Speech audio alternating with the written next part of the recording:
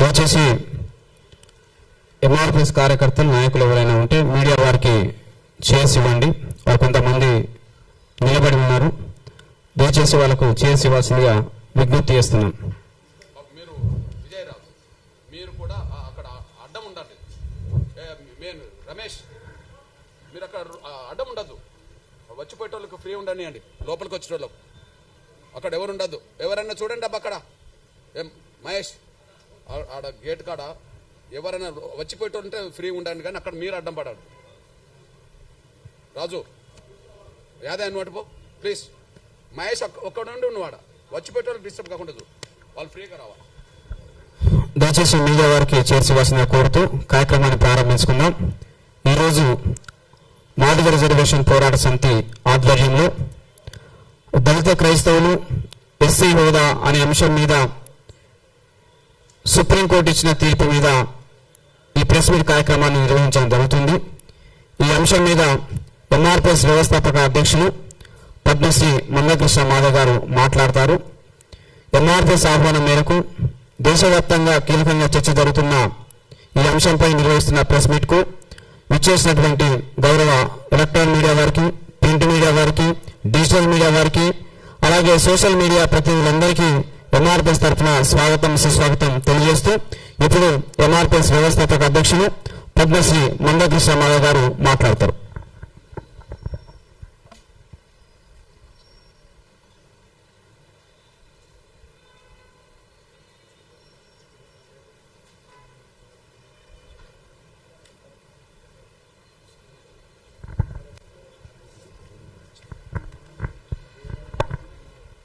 Hello,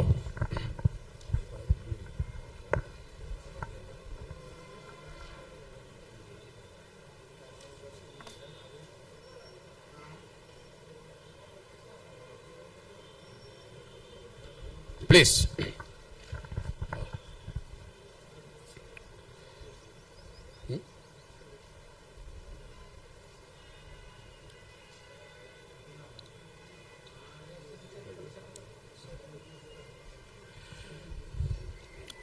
పాత్రికేయ, electronic media, social media మిత్రులు, సోదరులందరికీ ఉద్యమ నవసలు. దేశంలో జరుగుతున్న ప్రధాన చర్చ ఇప్పుడు మొన్న సుప్రీంకోర్టు దళిత క్రైస్తవుల అంశం మీద ఇచ్చిన తీర్పు మీద దేశంలో సీరియస్గా చర్చ జరుగుతున్న విషయం మనందరికీ తెలుసు.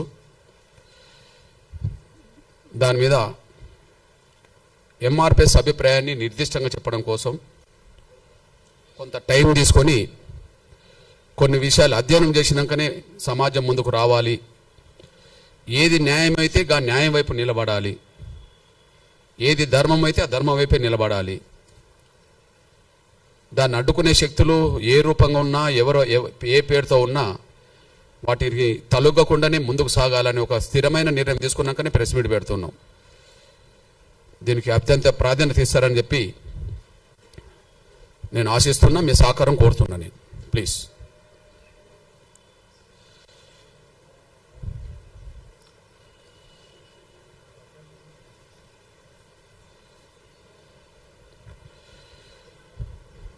కొంత టైం తీసుకున్నా తర్వాత మీరు బిట్స్గా కూడా దాన్ని ఉపయోగించుకోవడానికి మీకు అవకాశం ఉన్నది. కాబట్టి ప్రతి మాటకు దాన్ని కొంత విశ్లేషణ చేస్తున్నప్పుడు కొన్ని ఆధారాలు మీ ముందు పెడతాను.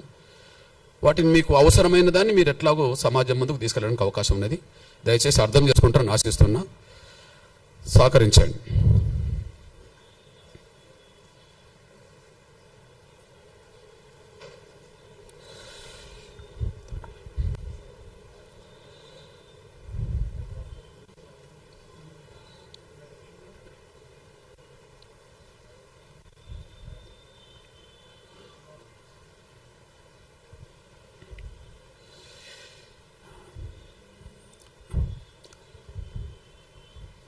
దేశంలో ఉన్నబడే దళితులు క్రైస్తవ మతం పుచ్చుకుంటే వాళ్ళ ఎస్సీ హోదా రద్దే అని సుప్రీంకోర్టు ఇచ్చిన తీర్పును, ఆ తీర్పుపై మేము తీవ్రంగా ఖండిస్తున్నాం. ఎంఆర్పిఎస్ పరంగా అందుకు బలమైన నిరసన కూడా మేము తెలియజేస్తాం. క్రైస్తవ మతంలోకి దళితులు మారితే వాళ్ళ ఎస్సీ హోదా రద్దు అనే తీర్పును మేము ఖండిస్తున్నాం. దానిపై బలమైన నిరసన కూడా వ్యక్తం చేస్తాం. ఈ సుప్రీంకోర్టు ఇలాంటి తీర్పు ఇవ్వడం వెనుక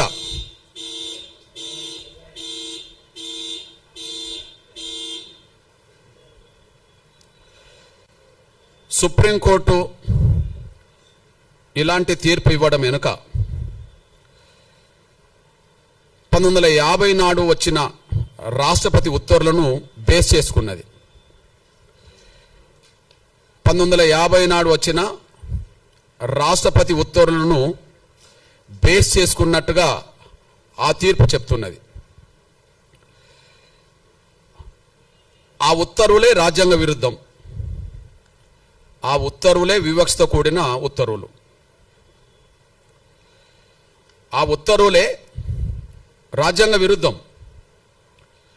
ఆ ఉత్తర్వులు వివక్షతో కూడిన ఉత్తర్వులు. ఈ రెండు తప్పే.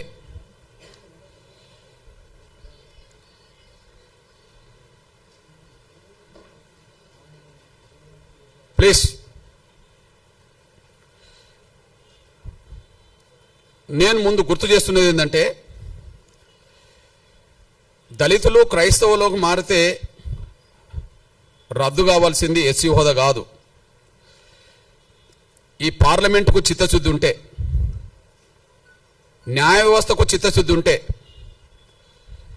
లేదా ఉత్తర్వులు ఇచ్చే రాష్ట్రపతులకు చిత్తశుద్ధి ఉంటే రద్దు చేయాల్సింది కుల వ్యవస్థనే. కుల వ్యవస్థను రద్దు చేయండి. రద్దు కావాల్సింది ఎస్సీ హోదా కాదు. ఈ దేశంలో రద్దు కావాల్సింది కుల వ్యవస్థ.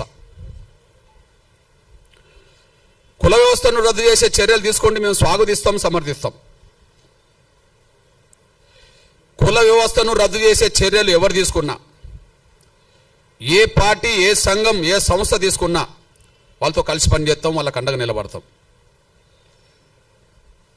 అందువల్ల దళితులు క్రైస్తవులకు మారితే సుప్రీంకోర్టు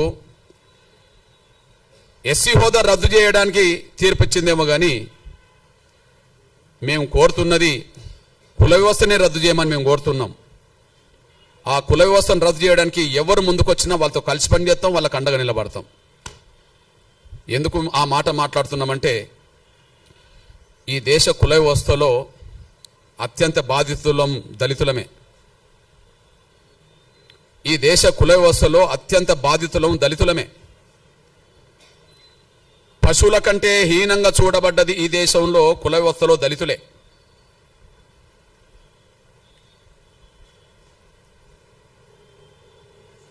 ఈ దేశంలో ఉండబడే ఇతర వర్గాల పౌరులకు ఉండబడే హక్కులు, స్వేచ్ఛ లేనిది దళితులకే.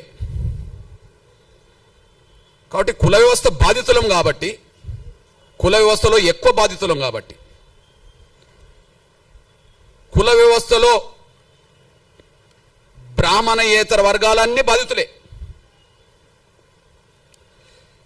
ఈ దేశ కుల వ్యవస్థలో బ్రాహ్మణేతర వర్గాలన్నీ బాధితులే. అయితే ఒక్కొక్క వర్గం మీద, ఒక్కొక్క కులం మీద కొంతమేరకు వివక్షత ఉంటుంది. ఏ రెండు కులాల మధ్యలో సాంఘిక సామరస్యత, సమానత్వం లేదు. కానీ అన్ని కులాల మీద ఆధిపత్యం, గౌరవం పొందుతున్నది బ్రాహ్మణ వ్యవస్థ. ఈ బ్రాహ్మణ వ్యవస్థలో అత్యంత పీడిత వర్గం ఎవరు? అత్యంత వివక్షత గురవుతున్నది ఎవరు? అత్యంత బాధితులు ఎవరు? పశువుల కంటే హీనంగా ఈ దేశంలో ఏ వ్యవస్థలో చూడబడ్డం? దళితులు, కుల వ్యవస్థల వాళ్ళు. అంటే ఈ దేశ కుల వ్యవస్థలో అత్యంత బాధితులం దళితులం గనక ఆ దళిత బాధితుల వర్గం నుంచి మేము మాట్లాడుతున్నాం. కుల వ్యవస్థను రద్దు చేయండి. ఎస్సీ హోదా కాదు, కుల వ్యవస్థను రద్దు చేయమని మేము డిమాండ్ చేస్తున్నాం. కుల వ్యవస్థను ఏ పార్టీ సమర్థిస్తుందో బహిరంగపరచమనండి. అస్పృశ్యత అనేది ఏ వ్యవస్థ నుంచి వచ్చిందో రాజకీయ పార్టీలు బహిరంగపరచాలి. ఈ ప్రపంచంలో ఎక్కడ లేని అస్పృశ్యత ఈ దేశంలో ఏ వ్యవస్థ ద్వారా వచ్చిందో బహిరంగపరచాలి. కుల వ్యవస్థను సమర్థించేటోళ్ళంటే కుల వ్యవస్థను సమర్థించిన వాళ్ళే, కుల వ్యవస్థను వ్యతిరేకించిన వాళ్ళంటే సమానత్వాన్ని కోరుకున్న వాళ్ళే. సమానత్వాన్ని ఈ దేశంలో కోరుకునేటోళ్ళు కుల వ్యవస్థ రద్దు కోరుకుంటారు. అసమానతలు ఉండాలని కోరుకునేటోళ్ళు కులాన్ని కోరుకుంటారు, ఉండాలని కోరుకుంటారు. ఈ ఉండాలని కోరుకునే వాళ్ళు ఎవరో బహిరంగంగా రావాలి. కుల వ్యవస్థ రద్దు కోరుకునేటోళ్ళు ఎవరో బహిరంగ రావాలి. అది సంస్థలైనా వ్యక్తులైనా రాజకీయ పార్టీలైనా ఎవరైనా ఈ విషయంలో బహిరంగ రావాలని డిమాండ్ చేస్తున్నా. నేను ఇంత మాట మాట్లాడడానికి కారణం ఏంటంటే, ఏ తీర్పు అయితే సుప్రీంకోర్టు ద్వారా వచ్చిందో, ఒకనాడు సుప్రీంకోర్టుకు చీఫ్ జస్టిస్గా పనిచేసిన మన తెలుగు ప్రముఖుడు, ఒకనాడు సుప్రీంకోర్టుకు చీఫ్ జస్టిస్గా పనిచేసిన మన తెలుగు ప్రముఖుడు, మాజీ చీఫ్ జస్టిస్ కోకా సుబ్బారావు, మాజీ చీఫ్ జస్టిస్ కోకా సుబ్బారావు ఈ తెలుగు నేల మీద అంబేద్కర్ గురించి, అంబేద్కర్ భావజాలం గురించి పరిచయం చేసిన మొదటి పుస్తకం డాక్టర్ ఎన్లూరి రాసింది. అది 6 దశాబ్దాల క్రితం వచ్చేసింది, ఇప్పటిది కాదు. 6 దశాబ్దాల క్రితం వచ్చింది, ఇప్పటిది కాదు. దానికి ముందు మాట రాసింది అప్పుడే. నేను ఇప్పుడు మీకు చూపెడుతున్న పుస్తకం ఈరోజు రాసుకున్నది కాదు, ఈరోజు రాసుకున్నది కాదు. ఇప్పుడు ఆ మేధావి కోక సుబ్బారావు అనేటైనా అమాయకుడు కాదు, నిరక్షరాస్యుడు కాదు. ఇప్పుడు ఇచ్చిన సుప్రీంకోర్టు జడ్జిల కంటే పై హోదాలో ఉన్న వ్యక్తి. అతను చీఫ్ జస్టిస్గా పనిచేసిన వ్యక్తి ఈ దేశ కుల వ్యవస్థ గురించి రాస్తూ ముందు మాట, డాక్టర్ అంబేద్కర్ జీవిత చరిత్రకు ముందు మాట రాస్తూ ఏమన్నాడో ఒకసారి గుర్తు చేసుకుందాం. ఆయన మన తెలుగు ప్రముఖుడే, ఉన్నత వర్గాలకు సంబంధించిన వ్యక్తి వెలమ. ఆయన ఏం మాట్లాడిండో చదివినిపిస్తా. హిందూ మతానికి కులతత్వం ఒక వినాశ హేతువు. హిందూ మతానికి కులతత్వం ఒక వినాశ హేతువు. కులతత్వానికి రాజ్యాంగ చట్టంలో ఎలాంటి ప్రసక్తి లేకపోయినా అది ఏదో ఒక రూపంలో తాండవిస్తూనే ఉంది. అది ఏదో ఒక రూపంలో తాండవిస్తూనే ఉంది. చట్టం, సంఘ సంస్కరణ అనేవి 2 కులతత్వ నిర్మూలనోద్యమంలో కలిసి పనిచేయాల్సిన అవసరం ఉన్నది. కుల వివక్షత పాటించద్దని చట్టం చెప్తున్నది. కానీ కుల వివక్షత పాటించద్దని ప్రధానంగా రాజకీయ పార్టీలు, వ్యవస్థ నడిపే సంస్థలు బలంగా ముందుకు రావట్లేదు, దళితులు తప్ప. అందులో గొప్ప మాట రాశాడు. చట్టం, సంఘ సంస్కరణ అనేది 2 కులతత్వ నిర్మూలనోద్యమంలో కలిసి పనిచేయాల్సింది. అట్లా పనిచేయకుండా కుల నిర్మూలన జరగదు. అంతకంటే ముఖ్యంగా ఇంకో మాట చెప్తాడు. అస్పృశ్యత అంతం కావాలంటే కుల వ్యవస్థను కూకటి వేలతో కూల్చివేయాలి.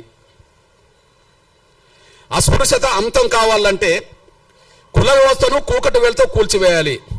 ఎందుకంటే అస్పృశ్యతకు కుల వ్యవస్థే మూల కారణం. ఇది నేను రాసింది కాదు. ఇప్పుడు ఇచ్చిన సుప్రీంకోర్టు జడ్జిల కంటే పెద్ద ఆయన చీఫ్ జస్టిస్ హోదాలో 16/4/1968 ఈ ముందు మాట రాశాడు. మళ్ళీ చెప్తున్నా, అస్పృశ్యత అంతం కావాలంటే కుల వ్యవస్థను కూకటి వేలతో కూల్చివేయాలి. ఎందుకంటే అస్పృశ్యత కుల వ్యవస్థనే కారణం. కాబట్టి అస్పృశ్యతను తొలగించాలంటే కుల వ్యవస్థ నిర్మూలన జరగాలి. కాబట్టి కుల వ్యవస్థ రద్దు అయితే పోయేదేంది? కుల వ్యవస్థ ఉండాలని ఎవరు కోరుకుంటుంటే బహిరంగ రావాలి. అస్పృశ్యతకు మూల కారణం కుల వ్యవస్థ. కుల వ్యవస్థ రద్దు కాకుండా శాశ్వతంగా అస్పృశ్యత నిర్మూలన జరగదు. ఒక చట్టం మాత్రమే పరిమితం చేస్తే సంఘాలు, పార్టీలు పట్టించుకోకపోతే యథావిధిగా కొనసాగుతుంది. మనం చూస్తూనే ఉన్నాం. అట్లాంటప్పుడు కుల వ్యవస్థ రద్దు చేయాల్సిన బాధ్యత ఉన్నది కదా. ఆ మేధావి చెప్పిన మాటకు విలువనివ్వాలి కదా. ఆయన సుప్రీంకోర్టు చీఫ్ జస్టిస్ కదా. రెండో విషయం, మన దేశం బలహీనపడడానికి,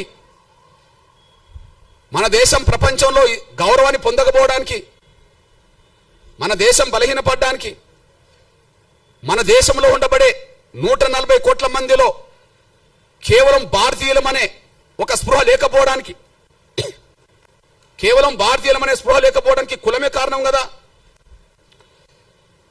ఇది ఈ దేశంలో ఒక మాయని మచ్చ కదా. భారతదేశానికి ఏ వస్త మాయని మచ్చ, భారతదేశానికి ఏ వస్త మాయని మచ్చ, భారతదేశానికి కుల వ్యవస్థ ఒక మాయని మచ్చ. అందుకు సాక్ష్యం మీ దృష్టికి తీసుకొస్తున్నా. ఈ దేశం బలహీనపడ్డది కుల వ్యవస్థ వల్ల. ఒకనాడు అఖండ భారత్లో ఉన్నాం, ఒకనాడు మనం అఖండ భారత్ అని చెప్పుకునే వాళ్ళం.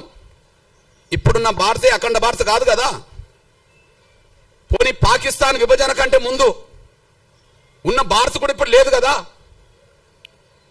పాకిస్తాన్ కంటే ముందు పాకిస్తాన్ భారతదేశంలో బాగా ఉన్నప్పుడు కూడా అంతకుముందు అఖండ భారత్ అన్నాం కదా. అఖండ భారత్ లేదు కదా. మన నుంచి భారతదేశం అనే ఈ దేశం నుంచి పాకిస్తాన్ విడిపోయింది కదా. విడిపోవడానికి ఆ విశ్వాసం సంబంధించిన వాళ్ళు ఎక్కువ మంది కావడమే కదా. మరి ఆ విశ్వాసంలోకి ఎక్కువ మంది పోవడానికి కారణం ఏంది? బౌద్ధ మతంలోకి ఇతరులు పోవడానికి కారణం ఏంది? క్రైస్తవ మతంలోకి ఇతరులు పోవడానికి కారణం ఏంది? కారణాలు పరిశీలించాలి కదా. హిందూ ధర్మం, సనాతన ధర్మం పురాతనమైంది కదా. మన భారతదేశానికి హిందూ ధర్మం, సనాతన ధర్మం పురాతనమైంది కదా. పురాతనమైన ధర్మం మన భారతదేశ ఎల్లలు దాటి ఇతర దేశాల ప్రజలు ఎందుకు ప్రభావితం చేయలేకుండా పోయింది? ఏ లోపం ఉన్నది?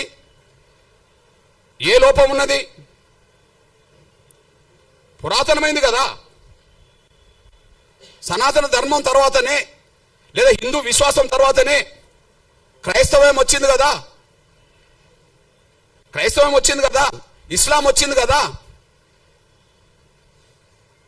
క్రైస్తవం ఎక్కడో మొదలై ఇవాళ ప్రపంచంలో ప్రతి దేశంలో ప్రభావితం చేస్తుంది కదా.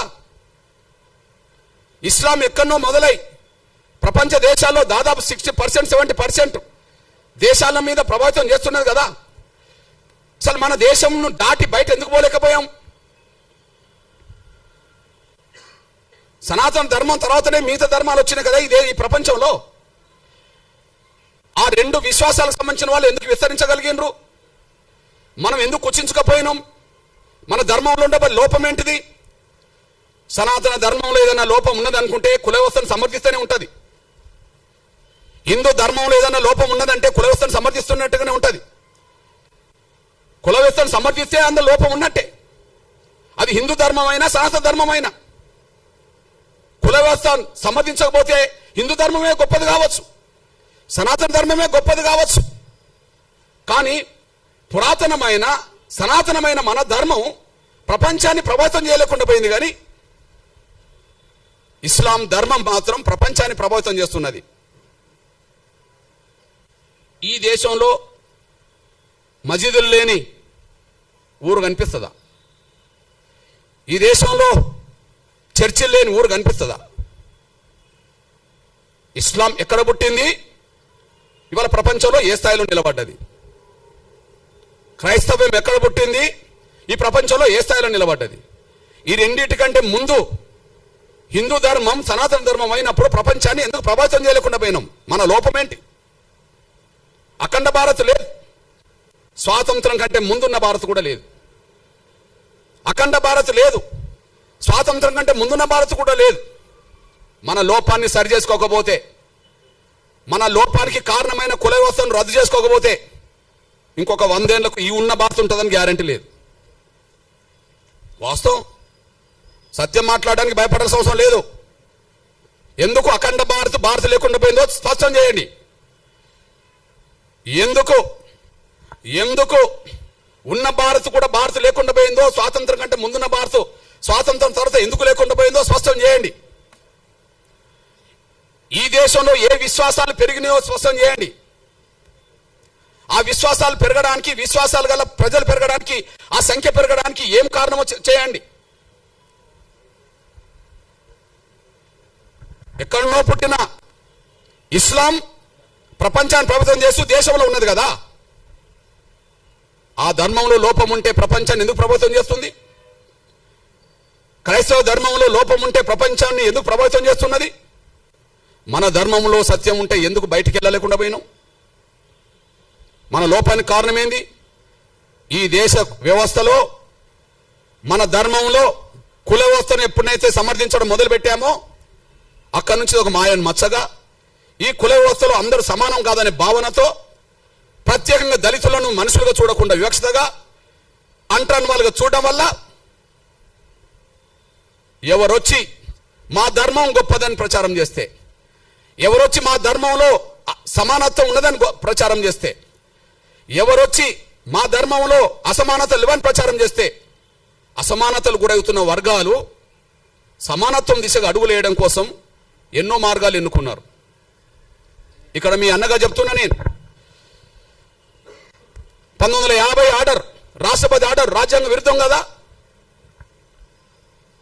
రాజ్యాంగ విరుద్ధంతో పాటు అది వివక్షత కదా. రాజ్యాంగ విరుద్ధం ఎందుకంటున్నా, భారత రాజ్యాంగంలో ఆర్టికల్ 25 ఉన్నది కదా.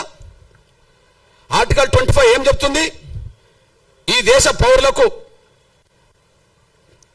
పౌరులకు వాళ్ళు ఇష్టమున్న మతాన్ని ఎన్నుకోవచ్చు, వాళ్ళు ఇష్టమున్న మత విశ్వాసాలు కలిగి ఉండవచ్చు అని చెప్పి ఆర్టికల్ 25 చెప్తున్నది కదా.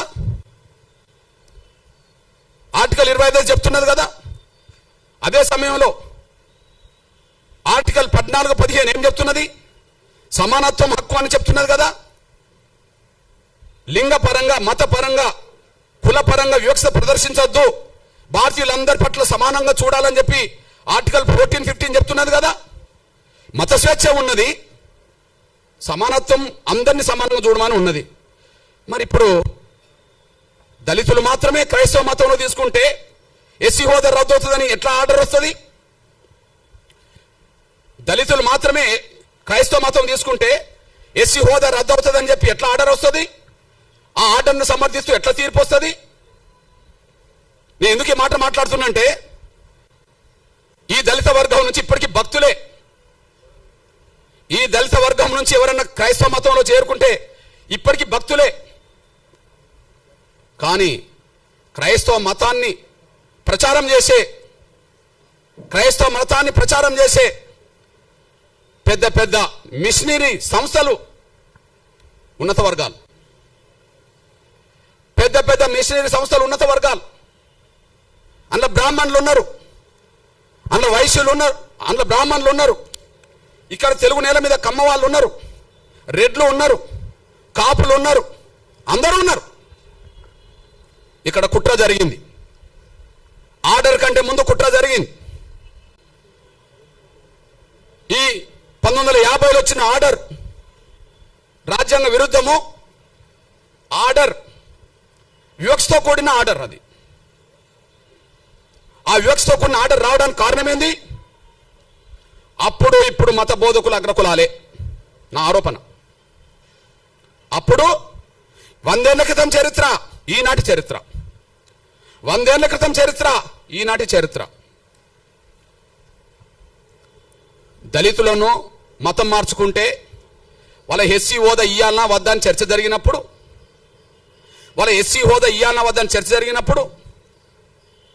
ఈ దేశంలో మేము అందరూ సమానమే, ఈ దేశంలో మేము అందరం సమానమే, మాకు ఎలాంటి ఎస్సీ హోదా వద్దు, మాకు రిజర్వేషన్లు వద్దు అని చెప్పి రాజ్యాంగ సభలో చర్చల్లో పాల్గొన్నది ఈ దేశ క్రైస్తవుల తరపున ఒక దళితుడు లేడు. దళితులు క్రైస్తవులుగా భక్తులుగా మిగిలిపోయినరు. కానీ క్రైస్తవ ప్రచారం చేసింది, క్రైస్తవ మతం సమానత్వంతో కూడుకున్నదని ప్రచారం చేసింది ఎవరన్నా ఉంటే, దేశంలో పేరు గల్ల వాళ్ళు ఎవరన్నా ఉంటే అప్పుడు ఇప్పుడు అగ్రకులాలే. వాళ్ళు మారవచ్చునా? వాళ్ళు మారమని చెప్పవచ్చునా? వాళ్లకు ఈ ఆర్టికల్ ఏదైతే ఈ రాష్ట్రపతి ఇచ్చిన 1950 ఆర్డర్ అయితే వాళ్ళకు వర్తించదా? కుట్ర జరిగింది.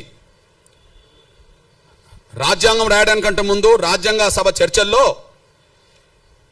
మైనార్టీల హోదా, అణగారిన వర్గాలకు సంబంధించిన వాళ్ళ మతపరమైన హోదా ఎట్లా ఉండాలని చర్చ జరిగినప్పుడు ఆ చర్చల్లో ఈ దేశ క్రైస్తవ ప్రతినిధులుగా 4 పాల్గొన్నారు. ఈ దేశ క్రైస్తవ ప్రతినిధులుగా 4 పాల్గొన్నారు. ఈ 4లో ఈ కమిటీకి చైర్మనే మీ దృష్టికి తీసుకొస్తున్నా. అల్పసంఖ్యాక వర్గాల సబ్ కమిటీ, అడ్వైజరీ కమిటీ. అంటే రాజ్యాంగంలో అల్పసంఖ్యాక వర్గాలకు, దళితులకు, పేద వర్గాలకు ఎలాంటి ఉండాలని చెప్పినప్పుడు అంటే అంబేద్కర్ కూడా ఉంటాడు, కానీ దీనికి చైర్మన్ ఎవరు? హెచ్సి ముఖర్జీ, పశ్చిమ బెంగాల్. ఆయన ఎవరు? బ్రాహ్మణ్. ఎవరి తరఫున పాల్గొన్నాడు? ఈ దేశ భారతీయ క్రైస్తవుల తరఫున పాల్గొన్నాడు. ఈ దేశ భారతీయ క్రైస్తవుల తరఫున పాల్గొన్నాడు. ఎవరు ఆయన? బ్రాహ్మణ్. ఓకే. ఇంకొక ఆయన ఫాదర్ జెరోమ్ డిసోజా, ఈయన పాల్గొన్నాడు. ఈయన అగ్రకుల వ్యక్తే. ఇంకొక ఆయన రాజకుమారి అమృత్ కౌర్, ఈమె రాజకుటుంబంలో పుట్టింది. అట్లనే పీకే సాల్వే, ఈయన కూడా అగ్రకులస్తుడే. వీళ్ళు 4 ఈ దేశ క్రైస్తవులకు ఏం రావాలి అనే కాడ మాట్లాడినరు. మాకు రిజర్వేషన్లు వద్దన్నారు. అంటే ఈ దేశ దళిత క్రైస్తవులకు అన్యాయం జరుగుతున్నది, వాళ్ళకు న్యాయం జరగాలని మాట్లాడుతున్నప్పుడు మాలో సమానత్వం ఉన్నది, మాకు ఎలాంటి విభేదాలు లేవు, మాకు రిజర్వేషన్లు వద్దు, మాకు ఎస్సీ హోదా వద్దని చెప్పి అగ్రకులస్తులు చెప్పారు కదా. అంటే మీరు ఇప్పుడు చెప్పండి, అంటే హిందూ దళితుల తరపున అంబేద్కర్ పాల్గొన్నాడు, ఎదుగుతూనే పాల్గొన్నాడుగా. హిందూ దళితుల తరపున ఇందులో ఇదే కమిటీలో జగ్జీవన్ కూడా పాల్గొన్నాడు. హిందూ దళితుల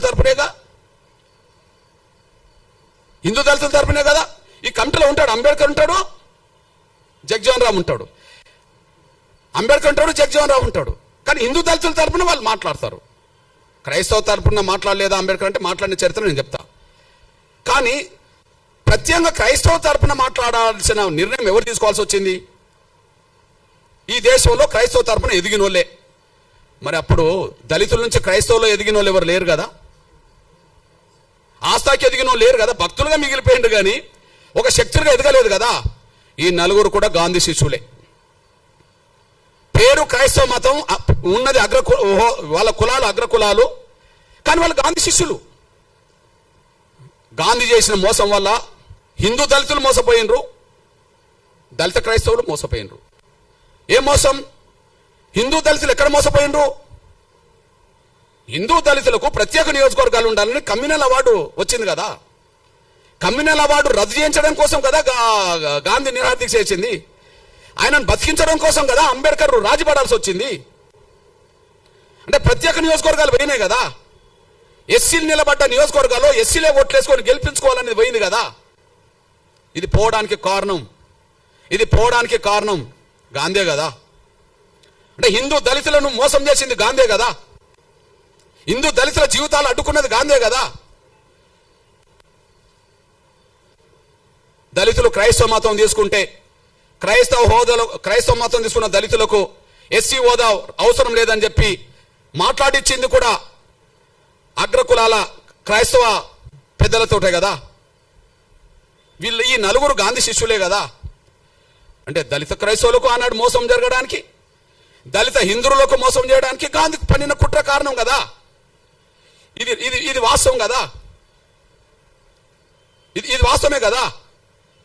అదే సమయంలో మీ అన్నగా చెప్తున్నా నేను, అంబేద్కర్ అభిప్రాయం మొదటి నుంచి నిర్దిష్టంగా ఉన్నది. అంబేద్కర్ అభిప్రాయం మొదటి, ఆయన హిందూ దళితుడుగానే పాల్గొన్నాడు ప్రతి చోట. ఆయన ఎన్నికలు నిలబడ్డా హిందూ దళితుడుగా నిలబడ్డాడు రిజర్వేషన్ సీట్ల నుండి. ఆయన ఎక్కడైనా హిందూగానే ఉన్నాడు. ఆయన బౌద్ధ మతం తీసుకున్నది ఎప్పుడు? అక్టోబర్ 14, 1956లో. ఆ తర్వాత 2 నెలలు కూడా తర్వాతనే చనిపోయిండు. అంటే అంతకుముందు బౌద్ధ మతం తీసుకోవడానికంటే ముందు అంటే చనిపోవడానికి 2 నెలల ముందు కూడా ఈయన హిందువే కదా, అంబేద్కర్ హిందువునేగా, అఫీషియల్గా హిందువునే కదా. ఎస్సీ రిజర్వేషన్లో హిందూ దళితుడునే చేశాడు. ఎస్సీ నియోజకవర్గంలో హిందూ దళితుడు కాకపోతే అప్పటికి బౌద్ధ మతంలో ఉన్నోళ్ళకు కూడా ఎస్సీ హోదా లేదు కదా, సిక్కు మతం ఉన్నోళ్ళకి ఎస్సీ హోదా లేదు కదా. అంబేద్కర్ పోటీ చేసే నాటికి ఒక దళితులకు, హిందూ దళితులకు మాత్రమే పోటీ చేసే అవకాశం ఉన్నది కదా. మరి హిందూ దళితుడుగా ఆయన అభిప్రాయం చెప్పిండు కదా, మతం మారినంత మాత్రాన కుల వ్యవస్థకు సంబంధించిన అవమానాలు దళితులకు తగ్గవు. ఆయన 2 చోట్ల చెప్పాడు, చెప్పేశాడు. అంబేద్కర్ అభిప్రాయాలు చాలా స్పష్టంగా కనిపించినాయి. లోధియన్ కమిటీ పరిణామాలే కమ్యూనల్ అవార్డు వచ్చింది. ఆ లోధియన్ కమిటీ ముందు ఈయన వాదన చేశాడు. ఆ వాదన ఒకసారి వినిపిస్తా చూడండి. హిందూ మతం నుండి క్రైస్తవంలోకి మారిన వాళ్లకు గుర్తింపు రావచ్చునో రాదో, కానీ సమాజం అతన్ని చూసే చూపులో మాత్రం మార్పు రాదు. గ్రామాల్లో దళిత క్రైస్తవులు ఇప్పటికీ అస్పృశ్యులుగానే పరిగణించబడుతున్నారు. వారికి విడిగా శ్మశానాలు ఉంటాయి. ఇది ఎప్పటి మాట? 1932 కంటే ముందు మాట, కమ్యూనల్ అవార్డు కంటే ముందు మాట. అయితే అప్పుడు కూడా ఇట్లాంటి ఉన్నత వర్గాల క్రైస్తవ లీడర్లు మాకు అవసరం లేదన్నప్పుడు ఆయన డీసెంట్ నోట్ రాస్తాడు. మీ అభిప్రాయంతో నేను ఏకీభవించట్లేదు అని,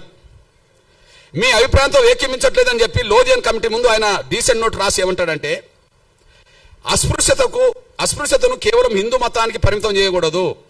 అస్పృశ్యత వల్లే కలిగే సామాజిక వైకల్యం, సోషల్ డిజాబిలిటీ ఏ మతంలో ఉన్న వారికైనా వర్తిస్తుంది.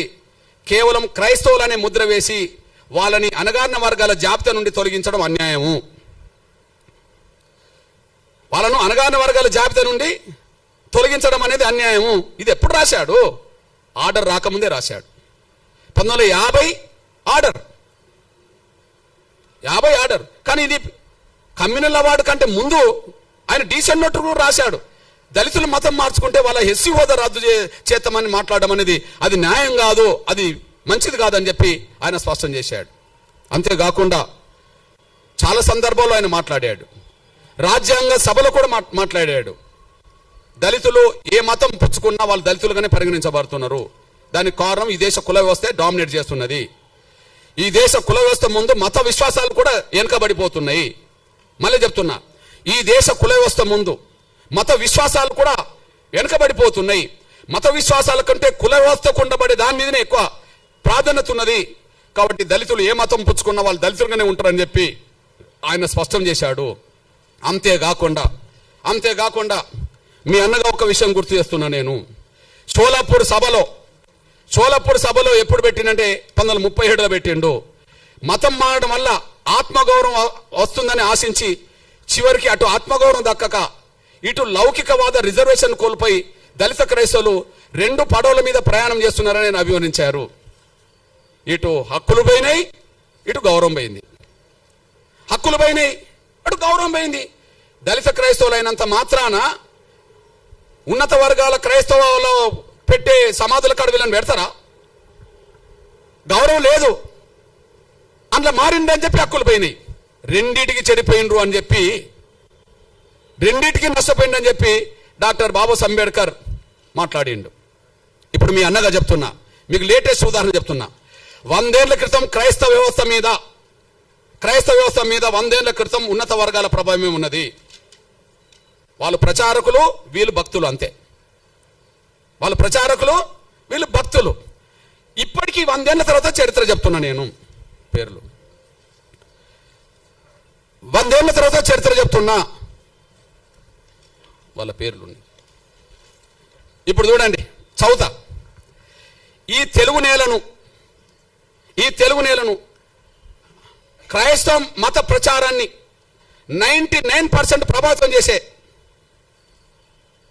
పెద్ద ఫాదర్ల పేరు, పాస్టర్ల పేరు, బ్రదర్స్ పేరు మీకు చదివి వినిపిస్తా. ఇలా ఒక్క దళితుడి పేరు చెప్తే నేను 100 ఏళ్ల క్రితం 4 పేరు చెప్పాను. 100 ఏళ్ల తర్వాత 10 మంది పేరు చెప్తా. ఒక్కసారి ఆ 10 మంది పేర్లు వినండి. బ్రదర్ అనిల్ కుమార్ వైఎస్ రాజశేఖర్ గారు అల్లుడు. బ్రదర్ అనిల్ కుమార్ వైఎస్ రాజశేఖర్ గారు అల్లుడు. చాలా గొప్ప ప్రచారకుడు, బ్రాహ్మణ్. ఓకే, ఆయన పెద్ద ప్రచారకుడు అని చెప్పి మా బ్యాచ్, ఆయన గొప్పోడు, గొప్ప ప్రచారకుడు అని చెప్పి వీళ్ళు వెళ్తారు. అక్కడ దాకా ఎదుగరు వీళ్ళు, కానీ ఎక్కడికి వెళ్తారు? ప్రచారకుడు ఎవరు? అనిల్. ఇప్పుడు మీరు చూడండి, ఒకే చోట ఉండి 100 చోట్ల వీడియో, అది కెమెరాలు పెడతారు. ఏంటిది అది? డిజిటల్ సంబంధించిన పెట్టి లక్షల మందిని ప్రభావితం చేసే బ్రదర్ సతీష్ కుమార్, లక్షల మందిని ప్రభావితం చేసే బ్రదర్ సతీష్ కుమార్ ఓసీ కాపు. ఓకే, ఓసీ కాపు. బ్రదర్ కేఏ పాల్ ప్రపంచ సువార్థికుడే, మనందరూ తెలుసు. ఇక్కడ నుంచి ప్రపంచ దేశాలకు ప్రభావితం చేసే వ్యక్తి, Kapu. Okay, brother John Wesley, brother రాజమండ్రికి చెందిన జాన్ వెస్లీ, ఇతను మన మంగళి సోదరుడు, చాలా ప్రభావితం చేస్తున్నాడు, BC. Vijay Paul Reddy, brother Vijay Paul Reddy చాలా ప్రభావితం చేస్తున్నాడు. Jayaprakash Paul Brahmana, Jayaprakash Paul Brahmana. Shyam Kishore, pastor Shyam Kishore OC Kamma. Okay, OC Kamma. Stephen Paul, pastor PJ Stephen Paul OC బ్రాహ్మణ.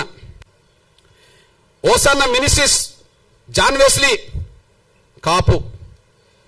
Pastor Salem Raj BC, pastor Shalim Raj BC. మా దళితుడు ఎక్కడున్నాడో నాకు అర్థమవుతలేడు. వీళ్ళు ఈ తెలుగు నేల మీద క్రైస్తవ మత ప్రచారకులుగా వాళ్ళు దేశంలో అంతర్జాతీయ స్థాయిలో పేరు తెచ్చుకుంటున్నారు. వాళ్ళని నమ్మి సమానత్వం ఉన్నదని చెప్పి వీళ్ళు భక్తులుగా పోతున్నారు. ఇప్పుడు ఈ ప్రచారం చేసిన వాళ్లకు, ఈ మతంలో చేరండి, మతం గొప్పదని చెప్తున్న వాళ్లకు 1950 ఆర్డర్ వర్తించదు. 1950 ఆర్డర్ వర్తించదు. వాళ్ళ కులం వాళ్ళ కులంగానే ఉంటుంది. వాళ్ళ కులం వాళ్ళ బ్రాహ్మణ కులమే, వాళ్ళు ఓసీలే. వాళ్ళు కమ్మ కులమే, వాళ్ళు ఓసీలే. మా మంగళ సోదరుడు బీసీనే, కాపులు ఓసీనే అక్కడ కదా, కమ్మ వాళ్ళు ఓసీనే. ఈ ఆర్డర్ వాళ్ళకేం వర్తించదు.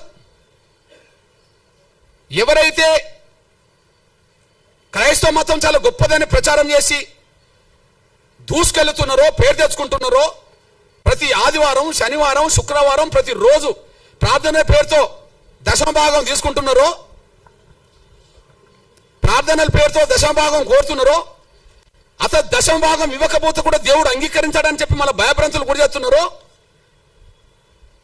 వాళ్లకు ఈ ఆర్టికల్, ఈ రాష్ట్రపతి 1950కి సంబంధించిన ఆర్డర్ వర్తించదు. ఆర్డరు మేము గొర్రెలం కదా, వర్తిస్తాయి. దళితులు వాళ్ళు గొర్రెలాగా భావించుకుంటారు. వీళ్ళకి వర్తిస్తుంది ఆర్డర్, వాళ్ళకి వర్తించదు. మీరు చెప్పండి, ఇది వివక్షత కాదా? అసలు ఆర్డర్ రాజ్యాంగ విరుద్ధం అన్నా నేను. ఆర్టికల్ 14కు 15కు విరుద్ధం, సమానత్వ స్వేచ్ఛకు విరుద్ధం, ఆర్టికల్ 25కు విరుద్ధం, మత స్వేచ్ఛకు విరుద్ధం. అంటే బ్రాహ్మణులు మాత్రం క్రైస్తవ మతం పుచ్చుకోండి అంటే ప్రచారం చేయవచ్చునా? కాపులు, కమ్మోళ్ళు, రెడ్డోళ్ళు క్రైస్తవ మతం పుచ్చుకోండి, ఇందులో గొప్ప ధర్మం ఉంటే ప్రచారం చేయవచ్చునా? దశమభాగం పేరుతో వాళ్ళు బాగా వెనుకేసుకోవచ్చునా? దళితులు మాత్రం మతం మార్చుకుంటే వాళ్ళు ఎస్సీలు కాకుండా పోతారా? బ్రాహ్మణులు అయినప్పుడు, క్రైస్తవ మతం పుచ్చుకున్న వాళ్ళు బ్రాహ్మణులుగానే ఉన్నప్పుడు, వాళ్ళు ఓసీలు అయినప్పుడు, క్రైస్తవ మతం పుచ్చుకున్న వాళ్ళు కమ్మోళ్ళు అయినప్పుడు, వాళ్ళు ఓసీలు అయినప్పుడు, కాపులు ఓసీలు అయినప్పుడు, ఓసీలుగా ఉన్నప్పుడు, రెడ్లు ఓసీలుగా ఉన్నప్పుడు, వాళ్ళకి ఈడబ్ల్యూఎస్ రిజర్వేషన్ వర్తిస్తున్నాయి కదా, వాళ్ళకి ఈడబ్ల్యూఎస్ రిజర్వేషన్ వర్తిస్తున్నాయి కదా. ఇప్పుడు ఎస్సీ ఎస్టీ యాక్ట్ వీళ్ళకి వర్తించదు, రేపు రిజర్వేషన్ వర్తించవద్దు అని అంటుండ్రు కదా. ఎస్సీ యాక్ట్ వర్తించదు, రేపు రిజర్వేషన్ కూడా వర్తించవని మీరు తీర్పులు చెప్పారు కదా ఆర్డర్ పట్టి. అంటే వాళ్ళకు రిజర్వేషన్ కూడా వర్తించవచ్చునా? వాళ్ళ కులహోదాగానే ఉండాలనా? వాళ్ళ కులహోదాని ఉండాలి. వాళ్ళ బ్రాహ్మణులు ఓసీ హోదా ఉండాలి. వాళ్ళు క్రైస్తవ మతం పుచ్చుకున్నా ప్రచారం చేసినా వాళ్ళ ఓసీ హోదా పోతలేదు, వాళ్ళ బ్రాహ్మణ కులం హోదా పోతలేదు, కమ్మల హోదా పోతలేదు, రెడ్ల హోదా పోతలేదు, కాపుల హోదా పోతలేదు. చివరికి మా బీసీలు కొంతమంది ప్రచారకులు మత ప్రచారకులు అవుతే వాళ్ళ హోదా బీసీలుగానే మంగళగానే ఉంటుంది.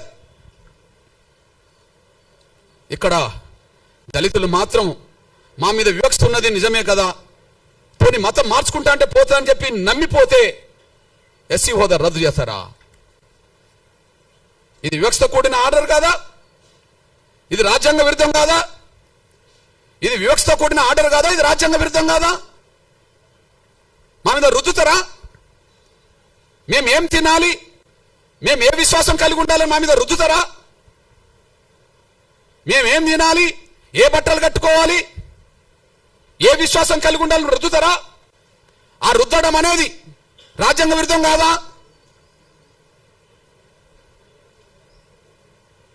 మత స్వేచ్ఛ లేదని, ఎవరు కూడా హిందూ ధర్మంలోనే ఉండాలని కుల వ్యవస్థ రద్దు చేసి ఆర్టికల్ 25 తొలగించండి, మాకు అభ్యంతరం లేదు. మత స్వేచ్ఛ వద్దు, అందరూ హిందువులుగానే ఉందాం, అందరూ సనాతన ధర్మాన్ని విశ్వసిద్దాం, అందరూ హిందువులుగానే ఉందాం, సనాతన ధర్మాన్ని విశ్వసిద్దాం. కుల వ్యవస్థ ఉండదు, కులాన్ని రద్దు చేస్తున్నామని చెప్పానండి. దాని ద్వారా మెజార్టీ ప్రజలు ఆర్టికల్ 25 ఉన్నా లేకపోయినా దాన్ని పట్టించుకోరు. మనకి ఇక్కడ అందరికీ స్వేచ్ఛ ఉంటే, అందరికీ గౌరవం ఉంటే, ఈ మత విశ్వాసాల్లో హిందూ ధర్మంలో లేదా సనాతన ధర్మంలో ఏదో ఒక లోపం లేకపోతే, కుల వ్యవస్థను సమర్థించే వ్యవస్థ లేకపోతే ఇన్ని ఎందుకు వస్తాయి? మనం విస్తరించలేకుండా పోయినాం, కానీ వాళ్ళు విస్తరించుకుంటూ ఇక్కడికి వచ్చేశారు. ఆ విస్తరించేటప్పుడు అది కరెక్ట్ మంచిది అని చెప్పి ప్రచారం చేసింది అగ్రకులాల క్రైస్తవ ప్రచారకులే. వివక్ష గురైన వాడు పోతే మాత్రం వాని హక్కు రద్దు చేస్తారు. ఇది న్యాయం కాదు, ధర్మం కాదు. ఇది గాంధీ కుట్రలో భాగం. ఇది గాంధీ కుట్రలో భాగం. గాంధీ ప్రత్యక్షంగా ఉండి కమ్యూనల్ అవార్డు అమలు కాకుండా అడ్డుకున్నాడు. గాంధీ పరోక్షంగా ఆనాడు రాజ్యాంగ సభ చర్చల్లో దళిత క్రైస్తవులకు రిజర్వేషన్ అవసరం లేదు, మేము అందరూ సమానమే అని చెప్పి 4 క్రైస్తవ అగ్రకులాల క్రైస్తవ పెద్దలతో అలా రాయించుకున్నాడు. ఇది కుట్ర. నాటి నుంచి నేటి వరకు వివక్ష కొనసాగుతుంది. నాటి నుంచి నేటి వరకు వివక్ష కొనసాగుతుంది. ఈ నేపథ్యంలో స్పష్టం చేస్తున్నాం. పోనీ అంబేద్కర్ అభిప్రాయం స్పష్టంగా ఉన్నది. అంబేద్కర్ విలువనిస్తుండ్రా? మేము అంబేద్కర్ను గౌరవిస్తామని మాట్లాడుతుండ్రు కదా, అంబేద్కర్ ప్రపంచ మేధావని మాట్లాడుతుండ్రు కదా, అంబేద్కర్ గొప్ప రాజనీతిజ్ఞుడు అని మాట్లాడింది కదా. మరి ఆయన అభిప్రాయానికి విలువనియాలి కదా, ఆయన అభిప్రాయానికి విలువనివ్వాలి కదా. ఈ దేశంలో మత వ్యవస్థ కంటే మత వ్యవస్థను మింగింది ఇప్పుడు కుల వ్యవస్థ కదా. ఏదో అంటారు చూడు, పాముకు పాలు పోస్తే కాటేయకుండా ఉంటుందా అంటే, సనాతన ధర్మంలో కులం లేదనేటోళ్ళు ఉన్నారు, సంతోషమే. హిందూ ధర్మంలో వివక్ష లేదని అంటారు, సంతోషమే. మరి సనాతన ధర్మానికి కులానికి సంబంధం లేనప్పుడు, హిందూ ధర్మంలో వివక్ష లేనప్పుడు కుల వ్యవస్థ మనకు అవసరమే లేదు కదా. కుల వ్యవస్థ ఇప్పుడు హిందూ ధర్మాన్ని కూడా బలి తీసుకుంటుంది కదా, సనాతన ధర్మాన్ని కూడా బలి తీసుకుంటుంది కదా. సాక్ష్యం ఏంటిది? వెంకటేశ్వర స్వామి దేవాలయంకి వెళ్ళేటప్పటికీ అందరూ హిందువులే కనిపిస్తారు. మరి వాళ్ళ సొంత ఊర్లోకి వచ్చినప్పుడు అక్కడ పోయిన వాళ్ళందరూ కలిసి ఒకరినొకరిని ఇచ్చిపుచ్చుకునే వాళ్ళు ఉండడానికి అవకాశం లేదు కదా. అయోధ్యకి వెళ్ళేటోళ్ళు అందరూ అక్కడ సమానంగా కనిపిస్తారు. కానీ రాముణ్ణి నమ్ముకున్న వాళ్ళందరూ ఈ దేశంలో అందరూ సమానంగా వాళ్ళ గ్రామాల్లో లేరు కదా. కృష్ణుని నమ్ముకునేటోళ్ళు ద్వారకి వెళ్ళొస్తుంటారేమో, అక్కడికి వెళ్ళేటప్పుడు అందరూ సమానంగా దేవుడి కాడ కనిపిస్తారేమో. కానీ ఇళ్ళకి వచ్చినప్పటికీ వాళ్ళ మధ్యలో సమానత్వం లేదు కదా.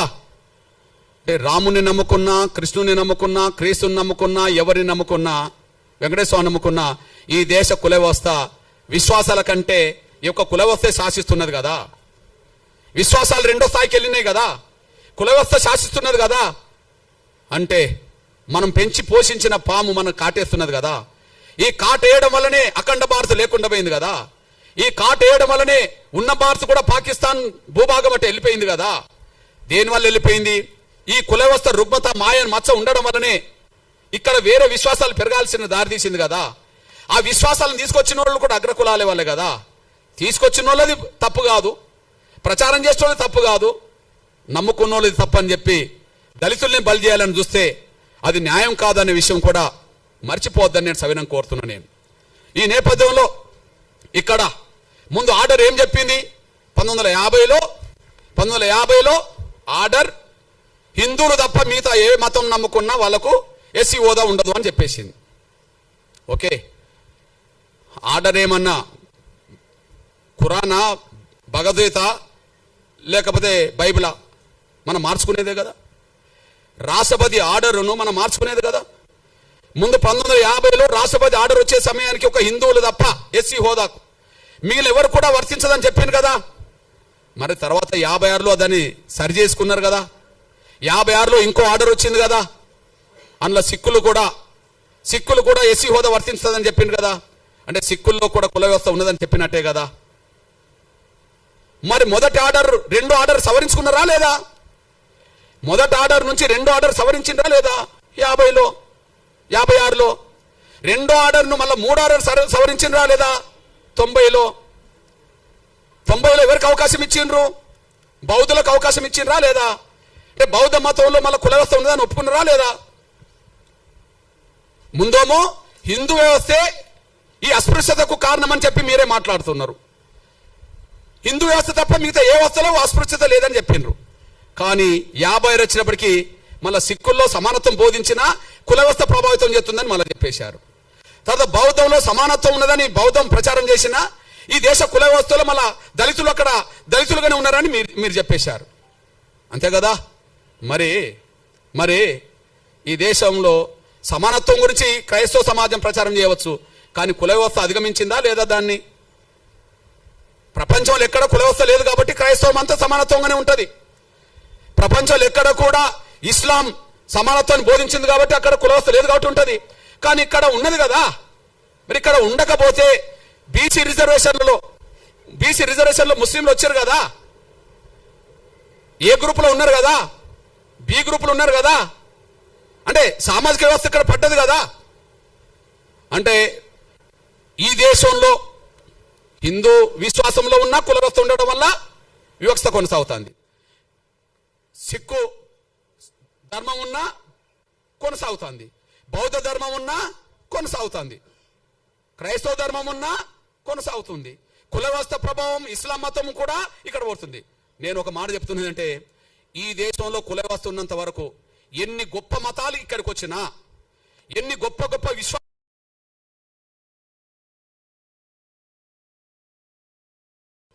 గొప్ప మతాలే కదా, చాలా గొప్ప మతాలని మనమే అంటున్నాం కదా. ఆ మతాలు ఇక్కడికి వచ్చినప్పుడు ఏ దానికి లోన్ అవుతున్నాయి? క్రైస్తవ మతం గొప్పదే, సమానత్వం ప్రదర్శించింది. మరి గద్దరు కూడా పాట రాసింది కదా, మాల క్రైస్తు, మాదిగ క్రైస్తు, రెడ్డి క్రైస్తు, కమ్మ క్రైస్తు, బ్రాహ్మ క్రైస్తు అని చెప్పి ఒక పాట రాసింది కదా. క్రీస్తుని నమ్ముకునే వాళ్ళు ఒక్కరైతే మాల క్రైస్తు, మాల చర్చీలు, మాదిగ చర్చీలు ఎందుకు వచ్చినాయి? కమ్మోల చర్చీలు, రెడ్డోల చర్చీలు ఎందుకు వచ్చినాయి? ఈ దేశానికి ఏ మతం వచ్చినా కుల వ్యవస్థ ఉన్నంత వరకు కుల వ్యవస్థ ప్రభావానికి లోన్ అవ్వాల్సిందే. సిద్ధాంతం సమానత్వం అయితే అది బయటనే, ఇక్కడికి వచ్చినప్పటికీ ఆ సిద్ధాంతం 100% పనిచేస్తలేదు. కుల వ్యవస్థనే ప్రభావితం చేస్తుంది, కుల వ్యవస్థ శాసిస్తుంది, కుల వ్యవస్థే అసమానతలు సృష్టిస్తుంది. కుల వ్యవస్థను రద్దు చేయనంత కాలం సమానత్వం ఇక్కడ ఉండదు. కాబట్టి సమానత్వం వైపు అడుగులేయాలంటే కుల వ్యవస్థ రద్దు కావాల్సిందే తప్ప ఎస్సీ హోదా రద్దు చేయడం వల్ల పరిష్కారం లేదనే విషయం మీ దృష్టికి తీసుకొస్తున్నాను నేను. 1950 ఆర్డర్ రాజ్యాంగ విరుద్ధం. 1950 ఆర్డర్ కేవలం దళితుల మీద పెట్టిన ఆంక్షలు. దళితులు మాత్రమే మారద్దు, మిగతా ఎవరు మారినా మాకు అభ్యంతరం లేదు. దళితులు మాత్రమే మారద్దు, ఇంకెవరు మారినా మాకు అభ్యంతరం లేదు. బ్రాహ్మణులు మారవచ్చు, మారేటట్టు చేయవచ్చు. రెడ్లు మారవచ్చు, మారేటట్టు చేయవచ్చు. కమ్మోళ్ళు మారవచ్చు, మారేటట్టు చేయవచ్చు.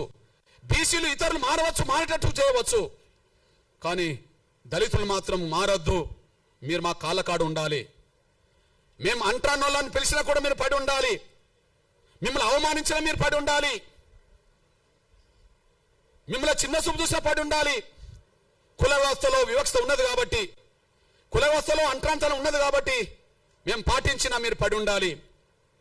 మీకు మనుషుల హోదా సమానమైన గౌరవం కాదు, పశువులతో సమానంగా, పశువుల కంటే హీనంగా చూసినా మీరు పడి ఉండాలి. కానీ మారద్దు. కుల వ్యవస్థలో అస్పృశ్యత ఉంటుంది, మీరు అంగీకరించి రిజర్వేషన్ పొందండి. మీరు మారితే రద్దు చేస్తాం. ఇది కండిషన్ కాదా? ఇది కండిషన్ కాదా? ఇది నిర్బంధమైన హింస కదా? మీరు బలవంతంగా ఇక్కడ ఉండండి. మీరు మారదలుచుకుంటే రిజర్వేషన్ వదులుకొని వెళ్ళండి. ఏ వివక్ష లేని వాళ్ళు మారినా మంచిదే. కుల వ్యవస్థలో వివక్ష గురవుతున్నదా బ్రాహ్మణ సమాజం? అందరికంటే ఎక్కువ గౌరవమైన హోదా పొందింది కదా. ఈ తెలుగు నేల మీద బ్రాహ్మణ సమాజం తర్వాత కమ్మ, రెడ్లు, కాపులు ఉంటారు కదా అగ్రకులాల లిస్టులో. వాళ్ళు కూడా ఎస్సీ, బీసీల కంటే పై హోదాలో ఉన్నారు కదా. అంటే పై హోదాలో ఈ దేశంలోనే అత్యున్నత వ్యవస్థలో, కుల వ్యవస్థలో గౌరవం పొందుతున్న బ్రాహ్మణులు మారిన మాకు అభ్యంతరం లేదు. వాళ్ళకు 1950 ఆర్డర్ వర్తించదు. ఈ తెలుగు నేల మీద కమ్మోళ్ళు, రెడ్డోళ్ళు, కాపులు ఎవరు మారిన మాకు అభ్యంతరం లేదు. వాళ్ళకి ఆర్డర్ వర్తించదు. కానీ అందరికంటే కుల వివక్షత గురవుతున్న వాళ్ళు ఎవరైనా ఉంటే, దళితులైతే వాళ్ళు మారితే మాత్రం అంగీకరించాం. బలవంతంగా వాళ్ళ పాదాల కాడ, వాళ్ళ కాళ్ళ కాడ కట్టిపడేసుకోవాలా? ఇదా రాజ్యాంగ స్పిరిట్? ఇదా ఆర్టికల్ 14, 15 చెప్పింది? ఇదా ఆర్టికల్ 25 చెప్పింది? మత స్వేచ్ఛ అందరికి ఉంటుంది, వీళ్ళకు ఉండదా?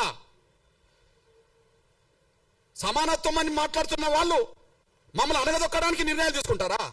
ఇదేం పద్ధతి? నాటి నుంచి నేటి వరకు అదే కొనసాగుతుంది. ఇకపోతే నేను ఒక విజ్ఞప్తి చేస్తున్నా. నేను హిందూ మందిరాల్లో ముందు, హిందూ దేవాలయాల్లో కేవలం బ్రాహ్మణులనే పూజారులుగా చేసే వ్యవస్థ రద్దు కావాలి.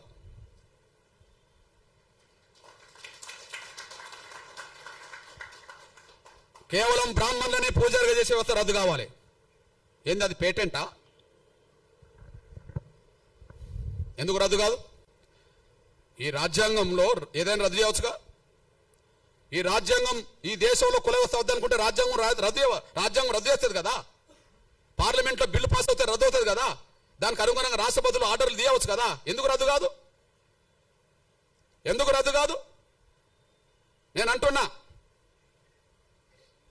ఈ దేశ హిందూ దేవాలయాల్లో భక్తులు అన్ని వర్గాల వాళ్ళు ఉన్నప్పుడు పూజారులు మాత్రం, బ్రాహ్మణులు మాత్రం ఎందుకు ఉండాలి? వెంకటేశ్వర స్వామిని నమ్ముకున్న వాళ్ళు హిందూ సమాజంలో అన్ని వర్గాల వాళ్ళు ఉన్నారు.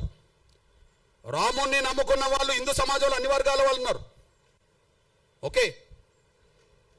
కృష్ణుడిని నమ్ముకున్న వాళ్ళు, ఇతరులు నమ్ముకున్న వాళ్ళు అన్ని వర్గాల్లో ఉన్నారు కదా. దేవుడి దగ్గర, గర్భగుడి దగ్గర పూజా వృత్తి చేసే కాడ బ్రాహ్మణులు ఎందుకు ఉండాలి? వాళ్ళు ఏమైనా దైవదూతలా? దేవుడు బ్రాహ్మణులను మాత్రమే ఉండాలని ఇక్కడ నన్ను చెప్పిండా? వెంకటేశ్వర స్వామి చెప్పిండా? రాముడు ఏమన్నా చెప్పిండా? కృష్ణుడు ఏమన్నా చెప్పిండా? ఇంకెవరైనా చెప్పిండ్రా? హిందూ దేవాలయంలో బ్రాహ్మణులు మాత్రమే పూజారులు ఉండే వ్యవస్థ రద్దు కావాలా? నా డిమాండ్. అక్కడి నుంచి కుల నిర్మూలకు దారితీస్తుంది, అక్కడి నుంచి సమానత్వానికి దారితీస్తుంది. హిందూ వ్యవస్థలో సమానత్వం రావడానికి పునాదులు పడతాయి. నేను ఒక విషయం చెప్తున్నా. నేను అయోధ్యలో రాముడి గుడి కాడ మా ఎస్సీ, ఎస్టీ, బీసీలకు ఉండబడే హక్కు ఇంకెవరికి లేదు. అది శ్రీకృష్ణ మందిరమైనా,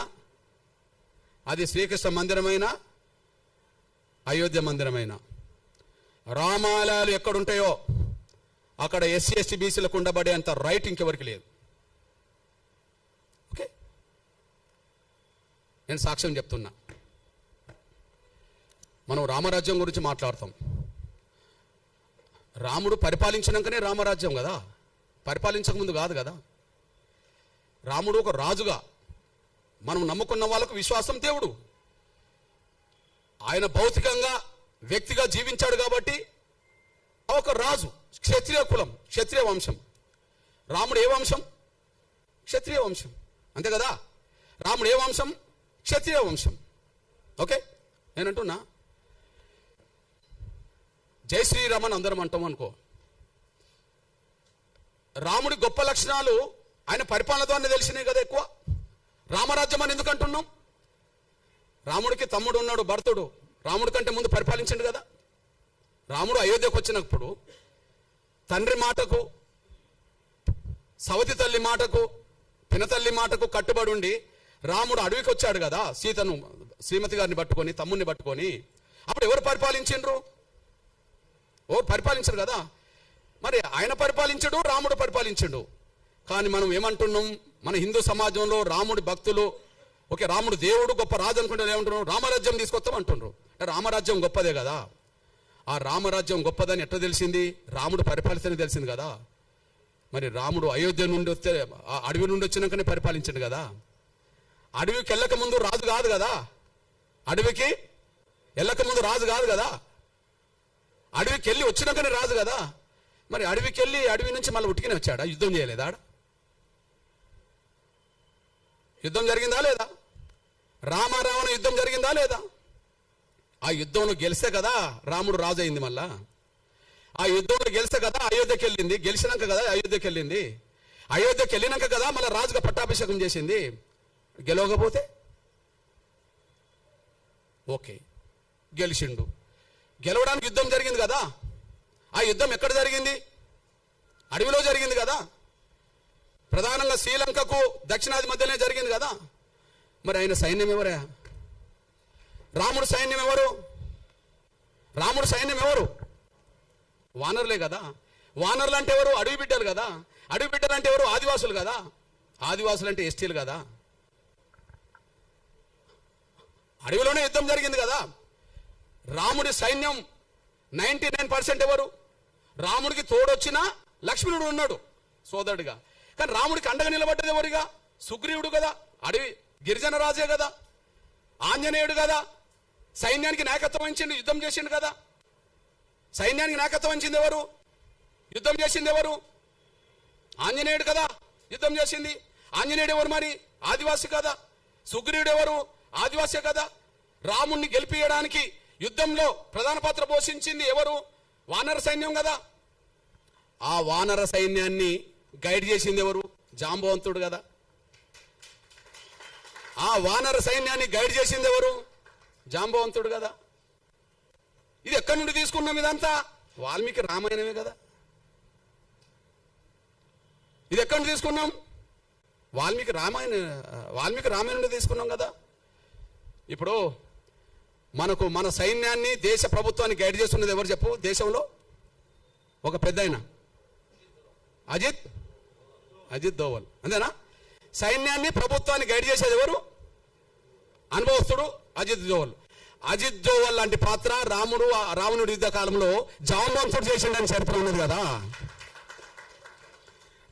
రావణ యుద్ధంలో ఆంజనేయుడికి తన శక్తి తెలియదని తెలుసు కదా. తన శక్తిని గుర్తు చేసింది ఎవరు? జాంబవంతుడు కదా. నువ్వు దాటగలవు, నువ్వు సముద్రాన్ని ఈదగలవు, దాటగలవు, నువ్వు వాయుపుత్రుడివి కదా.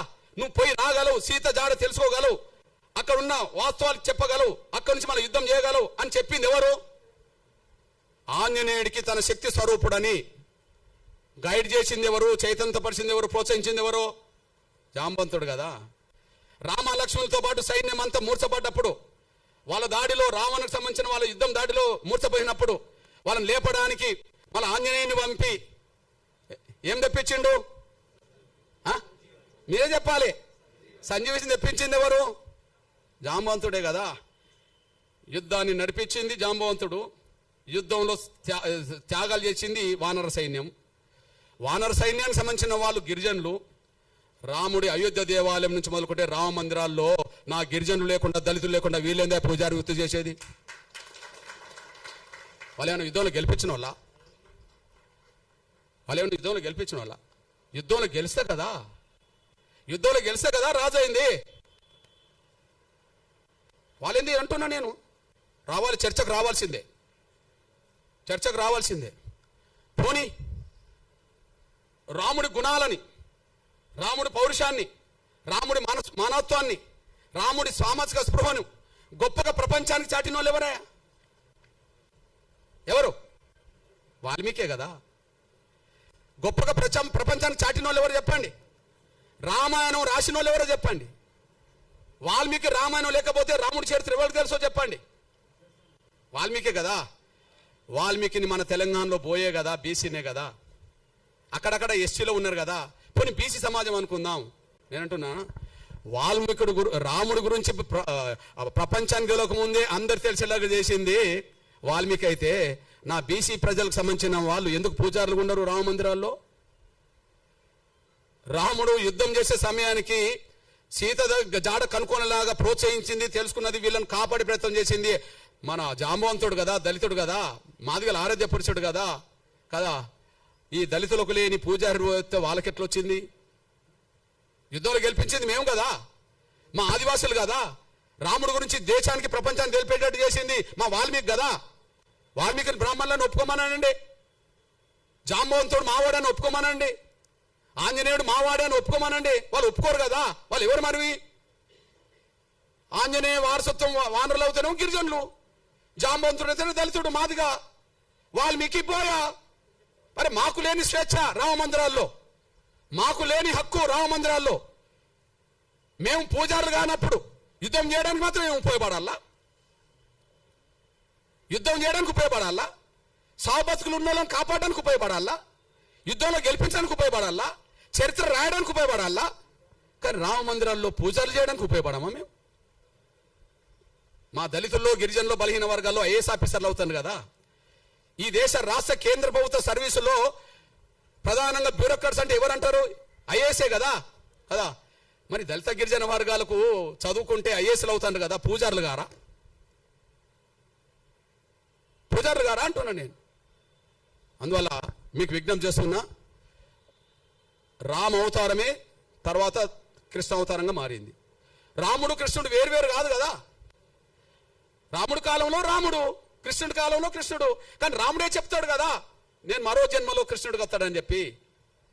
మన నమ్మకం, మన విశ్వాసం, మన నమ్మకం, మన విశ్వాసం. నేను అంటున్నా, కృష్ణుడు ఎవరా? కృష్ణుడు మా యాదవ, మా బీసీ బిడ్డే కదా. వరుసకు మాకు బావవుతాడు, వరుసకు మాకు బావవుతాడు కాదని చెప్పానండి. వరుసకు మాకు బావవుతాడు కాదని చెప్పానండి.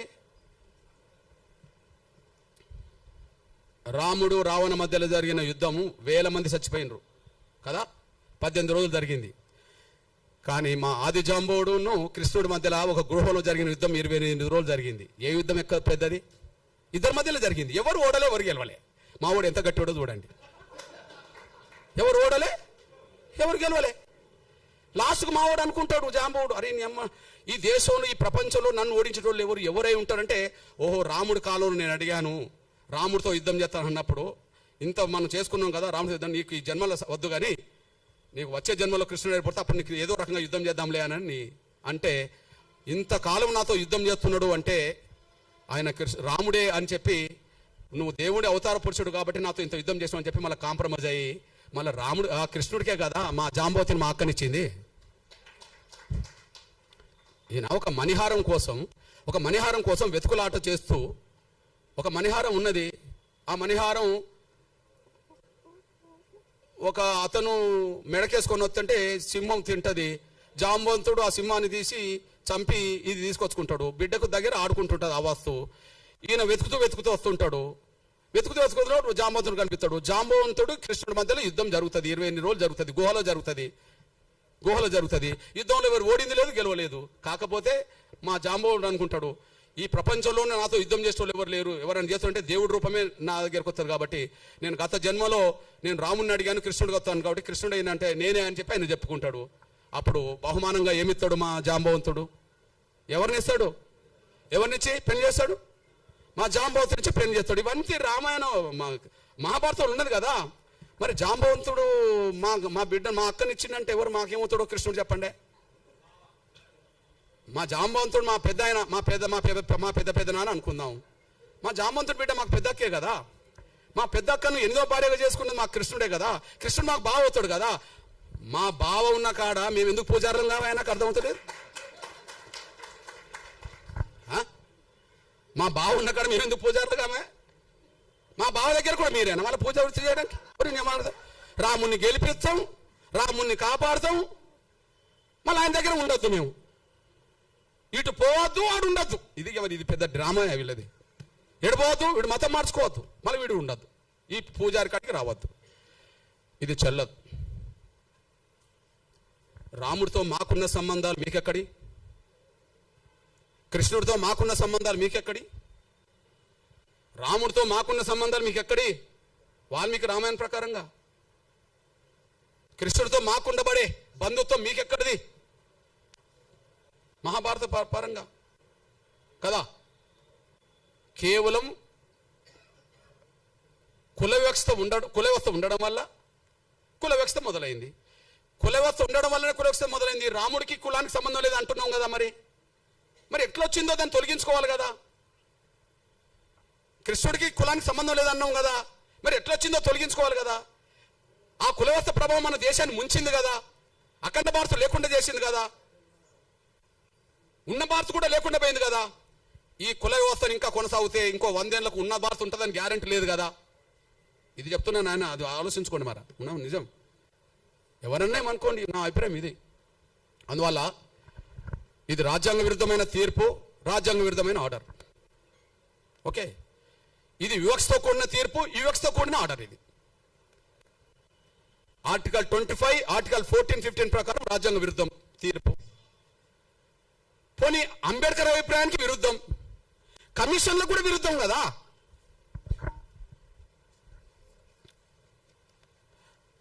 రంగనాథ్ మిశ్రా కమిషన్ దళితులు క్రైస్తవ మతం తీసుకున్నప్పటికీ వాళ్ళ మీద కులవక్షత పోలేదు, అంటరాంతనం పోలేదు. దళితులు కులవక్షత దళితులు క్రైస్తవ మతం తీసుకున్నా రంగనాథ్ మిశ్రా కమిషన్ రిపోర్ట్ ఇచ్చింది కదా, కేంద్రం వేసిందే. అదే సమయంలో ఇది 2007లో వేస్తే సతీష్ దేశపాండే కమిషన్ రిపోర్ట్ కూడా ఉన్నది. సతీష్ దేశపాండే కమిషన్ రిపోర్ట్ కూడా ఉన్నది, 2008లో వచ్చింది. ఇందులో కూడా దళితులు క్రైస్తవ మతం తీసుకున్నా వాళ్ళ మీద కులవక్షత పోలేదు అని చెప్తున్నాడు, అంటరాంతనం కొనసాగుతుందని చెప్తున్నాడు. ఇది కమిషన్ల అభిప్రాయానికి వ్యతిరేకం, కేంద్ర ప్రభుత్వం వేసింది. ఇది ఆర్టికల్ రాజ్యాంగం ప్రకారంగా రాజ్యాంగానికి వ్యతిరేకం, ఆర్టికల్ 25కి 14, 15కి వ్యతిరేకం. ఈ 1950 రాష్ట్రపతి ఆర్డర్ అనేది అంబేద్కర్ అభిప్రాయాలకు విరుద్ధం. ఇది మా స్వేచ్ఛకు విరుద్ధం, ఇది మా హక్కులకు విరుద్ధం. ఈ విషయంలో మీకు ఒక విషయం గుర్తు చేస్తున్నా. నేను అంటున్నా, మన సనాతన ధర్మాన్ని బయట ప్రచారం చేస్తుంటాం, హిందూ ధర్మాన్ని ఇక్కడ కుల వ్యవస్థ గురించి అక్కడ చెప్పకుండా హిందూ ధర్మం గొప్పతనం గురించి మాట్లాడుతుంటాం. నేను అంటున్నా, ఈ మధ్య కాలంలో 100% ఫండమెంటల్గా ముస్లిం దేశాలుగా ప్రవక్త దేశాలుగా ఉన్న కాడ మన హిందూ దేవాలయాలు ఏర్పడుతున్న విషయం మనం మర్చిపోవద్దు. 2024లో యునైటెడ్ అమిరేట్స్ అబుదాబిలో మన ప్రధానమంత్రి గారు 2024 ఫిబ్రవరి 14 అబుదాబిలో ప్రధానంగా హిందూ దేవాలయాన్ని ప్రారంభించొచ్చిన విషయం మనం మర్చిపోవద్దు. చూడండి, ఆ ఆలయము 27 ఎకరాలు నిర్మించబడ్డది. యుఏ ప్రభుత్వం భూమి ఇచ్చి మద్దతు ఇచ్చింది. ఇది హిందూ ముస్లిం దేశాల సాంస్కృతిక సంబంధాలకు చిహ్నంగా నిలబడ్డది. ఏ దేశంలో? గౌరవ ప్రధానమంత్రి నరేంద్ర మోడీ గారు ఎక్కడికి వెళ్ళాడు? మన ప్రధానమంత్రి గారు అక్కడ హిందూ దేవాలయాన్ని ప్రారంభించడానికి వెళ్ళాడు కదా. అక్కడ హిందూ దేవాలయం ప్రారంభించడానికి వెళ్ళాడు కదా. అక్కడ 27 ఎకరాల్లో మన హిందూ దేవాలయం నిర్మించుకున్నారు కదా. దానికి అక్కడ ఉండబడే ముస్లిం ప్రభుత్వమే భూమి 27 ఎకరాల భూమి ఇచ్చింది కదా. ఆ ప్రారంభోత్సవానికి అక్కడ ఉండబడే రాజు కూడా వచ్చాడు కదా. ఏ రాజు? ముస్లిం రాజే కదా. ఆడ ప్రారంభోత్సవానికి ముస్లిం రాజే వచ్చాడు కదా. ఇప్పుడు పాశ్చాత్య దేశాలు అమెరికా క్రైస్తవ దేశం అని మనం అంటున్నాం అనుకోండి, అక్కడ హిందూ దేవాలయాలు కట్టుకుంటే ఎవరు అడ్డం పడలేదు కదా. ఆడ ఫలాని మతం ఉంటేనే మీకు ఉద్యోగాలు ఇస్తామని చెప్పలేదు కదా. అమెరికా పౌరుగా ఎవరు సభ్యత్వం తీసుకున్నా ఆడ కులంతో మతంతో ఏదంతో సంబంధం లేకుండా, ఆడ కులమైనది లేదు, ఏ మత విశ్వాసాలతో సంబంధం లేకుండా అన్ని రైట్స్ అమెరికా ఇస్తున్నది కదా. అమెరికా అన్ని రైట్స్. ఇప్పుడు మన తెలుగు ప్రజల్లో బాగా చదువుకున్న పిల్లలు, ఉన్నత వర్గాల పిల్లలు ఎక్కడికి పోవాలనుకుంటారు? అమెరికాకు పోవాలనుకుంటున్నారు. ఇక్కడ పోయేటోళ్ళందరూ ఎవరు? మెజారిటీ హిందువులు. ఆడ ఉద్యోగాలు చేసే వాళ్ళు ఎవరు? ఇక్కడ నుండి పోయి హిందువులే. మీరు హిందువులు కాబట్టి మీకు ఉద్యోగాలు ఇవ్వము అని చెప్పి, గ్రీన్ కార్డు ఉంటే మీకు ఇస్తాము అనేది ఎవరైనా వాళ్ళ భారత పౌరులు, ఈ దేశం భారత పౌరులకు ఇస్తుంది, ఇంకోరికి ఇవ్వదు కదా. ఆడ అమెరికా, ఇండియా నుంచి అమెరికా పౌరులుగా మారినా కూడా వాళ్ళకి ఇస్తుంది కదా. నీ కులం నీ మతం ఇతర అడగదు కదా. అంటే మనం మత విశ్వాసాల పేరుతో కుచించుకోబోతున్నాం. ఆ కుచించుకునే మనస్తత్వాన్ని తగ్గించుకోవాలా. విశాలమైన హృదయం రావాలి, విశాలమైన మనస్తత్వం రావాలి. ప్రపంచం మానవులు ఎవరు ఏ విశ్వాసాన్ని కలిగి ఉన్నా అందరూ సమానమే అనే భావనతో ఉండాలి. ఒకరు ఎక్కువ తక్కువ అనే భావన కాకుండా ఎవరు ఏ విశ్వాసం కలిగి ఉన్నా రాజ్యాంగం చెప్పినట్టుగా అన్ని మతాలను విశ్వసించి గౌరవించే విధంగా ఉంటే సరిపోతుందని చెప్పి రాజ్యాంగం రాసింది అంబేద్కర్. దానికి అనుగుణంగానే పరిపాలన జరగాలి. కానీ ఒక దళితుల మీదనే వివక్షత ఆంక్షలు ఉండొద్దని, మీరు పెట్టదలుచుకుంటే అందరి మీద పెట్టే స్థాయి వస్తే ఒకసారి పెట్టి చూడండి అని, ఒక దళితుల మీదనే ఆంక్షలు వద్దని, మీరు పెట్టదలుచుకుంటే అందరి మీద పెట్టే స్థాయికి మీరు రావాలని, అందరి మీద పెట్టడం కూడా ధర్మం కాదని, ఎవరి విశ్వాసాలైనా కలిగి ఉండడానికి అవకాశం రాజ్యాంగం ఇచ్చిందని చెప్పి మేము భావిస్తూ, మేము దళిత క్రైస్తవులకు విజ్ఞప్తి చేస్తున్నా నేను 100 ఏళ్ల నుండి ఈ సమస్య పరిష్కారం కాకపోవడానికి కారణమైంది. 100 ఏళ్ల నుండి ఈ సమస్య పరిష్కారం కాకపోవడానికి కారణమైంది. 1950లో హిందువులు తప్ప మిగతా వాళ్ళందరూ ఎస్సీలు కాకుండా పోయారు. కానీ పంజాబ్లో అక్కడ దళిత సిక్కులు యుద్ధం చేశారు. వెంటనే 56లో దళిత సిక్కులు ఎస్సీ హోదా సంపాదించుకున్నారు. 1990 వచ్చేటప్పటికి దళిత బౌద్ధులు పోరాటం చేశారు. ఆ పోరాటానికి చిహ్నంగా దళిత బౌద్ధులు కూడా ఎస్సీ హోదా సంపాదించుకున్నారు. ముందు కేవలం హిందువుల వరకే పరిమితమైన, హిందూ దళితుల వరకే పరిమితమైన ఎస్సీ హోదా ఆ తర్వాత పంజాబ్లో పోవటం జరగడం వల్ల అక్కడ 56లోనే వచ్చింది. మహారాష్ట్ర కేంద్రంగా న్యాయ బౌద్ధులు మేము దళితులము, మా హోదా దళిత హోదా ఉండాలని చెప్పుకోవడం చేస్తే మహారాష్ట్ర కేంద్రంగా ఇవాళ ఎస్సీ హోదా దేశవ్యాప్తంగా బౌద్ధులు సంపాదించుకున్నారు. ఇక్కడ చెప్పదలుచుకున్నది ఏంటంటే, పంజాబ్ దళితులు పంజాబ్కే పరిమితం ప్రధానంగా. నయా బౌద్ధులు మహారాష్ట్రలోనే ఎక్కువ మంది ఉన్నారు అంబేద్కర్ వల్ల. నేనంటున్నా, ఒక్క రాష్ట్రంలో ఉండబడే పంజాబ్ దళితులు ఎస్సీ హోదా సంపాదించుకున్నారే పోరాటం చేసి. ఒక్క రాష్ట్రంలో మహారాష్ట్రలో ఉండబడే ప్రధానంగా దళితులు బౌద్ధులకు ఎస్సీ హోదా సంపాదించుకున్నారే. మరి దేశవ్యాప్తంగా అన్ని రాష్ట్రాల్లో దళిత క్రైస్తవులు ఉన్నారు, ఎస్సీ హోదా ఎందుకు సంపాదించుకోలేకపోయారు? ఒక్క రాష్ట్రంలో ఉండబడే పంజాబ్ దళితులు ఎస్సీ హోదా సంపాదించుకోవడానికి ఏం చేశారు? వాళ్ళు పోరాటం చేశారు. మహారాష్ట్రలోనే న్యాయ బౌద్ధులుగా ఉండబడే దళితులు వాళ్ళు ఎస్సీ హోదా సంపాదించుకోవడానికి ఏం చేశారు? పోరాటం చేశారు. అంటే ఒక్క రాష్ట్రంలో ఉండబడే దళిత సిక్కులకు సాధ్యమైనప్పుడు ఎస్సీ హోదా, ఒక్క రాష్ట్రంలో ఉండబడే మహారాష్ట్ర బౌద్ధులకు ఎస్సీ హోదా సాధ్యమైనప్పుడు దేశంలో ముఖ్యంగా దక్షిణాది రాష్ట్రాల్లో అన్ని రాష్ట్రాల్లో దళితులు క్రైస్తవులుగా ఉన్నారు కదా.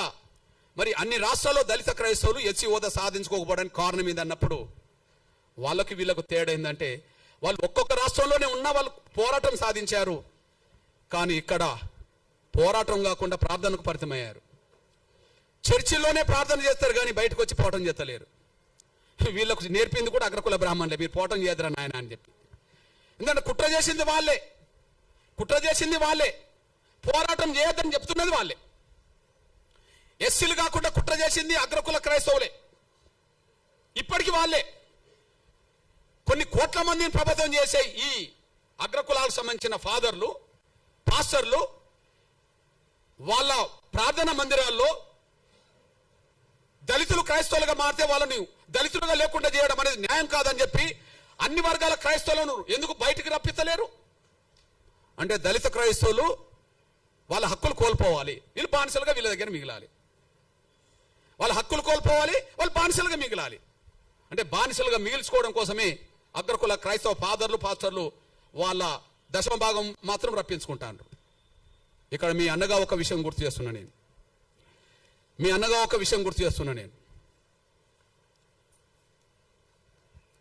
భారతదేశ దళితులు ముగ్గురిని స్ఫూర్తిదాయకంగా తీసుకోవాలి దళిత క్రైస్తవులు. నేను ఇప్పటికీ